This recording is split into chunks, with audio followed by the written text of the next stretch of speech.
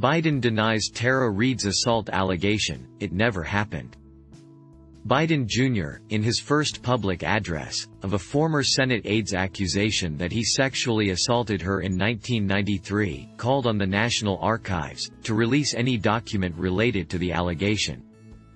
Former Vice President Joseph R. Biden Jr., on Friday denied an allegation of sexual assault by a former Senate aide, Tara Reade, breaking a month-long silence that had frustrated some Democratic activists, as his presidential campaign navigated issues of gender that are vitally important to many members of his party. Mr. Biden, the presumptive Democratic nominee, tried to address concerns about Ms. Reade's claim by saying that she had a right to be heard while also insisting that he had not assaulted her. Believing women means taking the woman's claims seriously, but in the end, in every case, the truth is what matters, and in this case, the truth is, the claims are false. Mr. Biden said. Mr. Biden also called on the National Archives to release a complaint related to the allegation if one existed. The interview, as well as a statement Mr. Biden posted on Medium, amounted to his campaign's most concerted effort, yet to contain any possible damage to his candidacy, just as the Democrat had turned his attention to unifying the party against President Trump. But Mr. Biden's lack of response for so long was the latest example of caution and tentativeness in the Biden camp, worrying some Democrats about the campaign's agility in a general election that is sure to be heated and highly personal. The weeks of indecision about how to respond publicly to Ms. Reade highlighted, in part, the former vice president's great reliance on female voters as a political base that he cannot afford to alienate, and the determination of Democrats to champion a zero-tolerance standard for abuse of women. Mr. Biden, in arguing that victims should be heard while trying to defend himself, also showcased the differences between the pressures facing him and the president on matters of gender and sex. Mr. Trump has been accused of sexual assault and misconduct by more than a dozen women, and in the 2016 election confronted the release of a recording in which he was heard in his own voice boasting about groping women. He has never sat for a sustained televised grilling to specifically address any of the sexual assault allegations against him. The president has typically dismissed the allegations out of hand or responded combatively, often attacking or denigrating his accusers. Last year, for instance, when he was accused of assaulting a former columnist for Elle magazine in the mid-1990s, he insisted he would never have done it because she's not my type.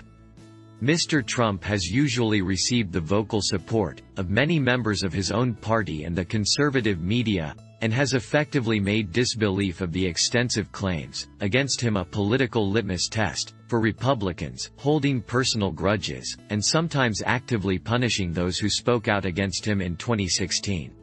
Mr. Biden, meanwhile, has faced a single allegation of assault, Ms. Reade's, that has flummoxed the former vice president and his campaign, unnerved Democrats about his electoral prospects, and frustrated women's groups that have long seen Mr. Biden as an ally and have more recently found themselves struggling to address the claim against him. Mr. Biden was also emphatic that a search of the archives would yield no complaint. Last year, Ms. Reade and 7 other women came forward to accuse Mr. Biden of kissing, hugging or touching them in public in ways that made them feel uncomfortable.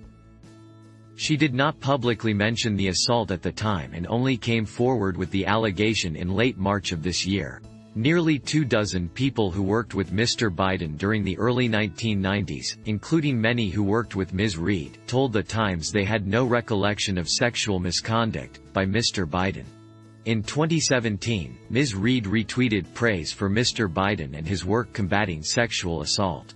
Ms. Reade says she has no political motives, and does not want to be used by either party for partisan attacks. Ms. Reade tried to get legal and public relations support from the Time's Up Legal Defense Fund, an initiative established by prominent women in Hollywood to fight sexual harassment. The fund, which does not typically assist survivors without legal representation, provided Ms. Reade with a list of lawyers with expertise in such cases.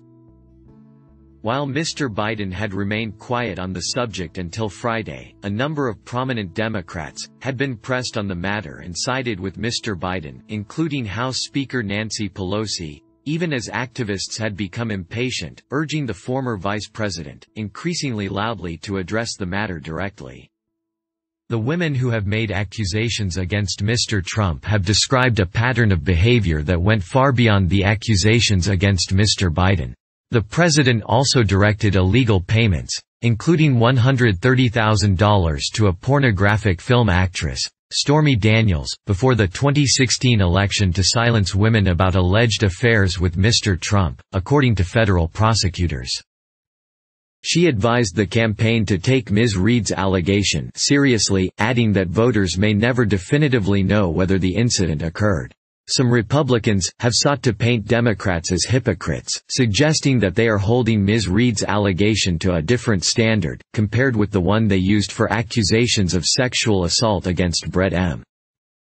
At one point Mr. Biden grew visibly frustrated when Ms. Brzezinski asked him about his past comments on sexual assault allegations, citing his remarks about Christine Blasey Ford's assault accusation against Justice Kavanaugh. "Are women to be believed, unless it pertains to you?" Ms. Brzezinski asked. Mr. Biden closed his eyes and audibly exhaled.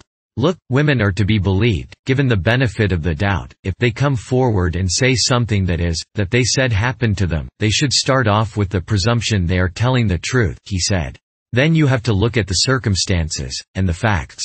And the facts in this case do not exist, they never happened. We have lived long enough with a president who doesn't think he is accountable to anyone, and takes responsibility for nothing," Mr. Biden wrote Friday. "That's not me. I believe being accountable means having the difficult conversations, even when they are uncomfortable. People need to hear the truth." Thanks for watching. Please do like, share, and subscribe.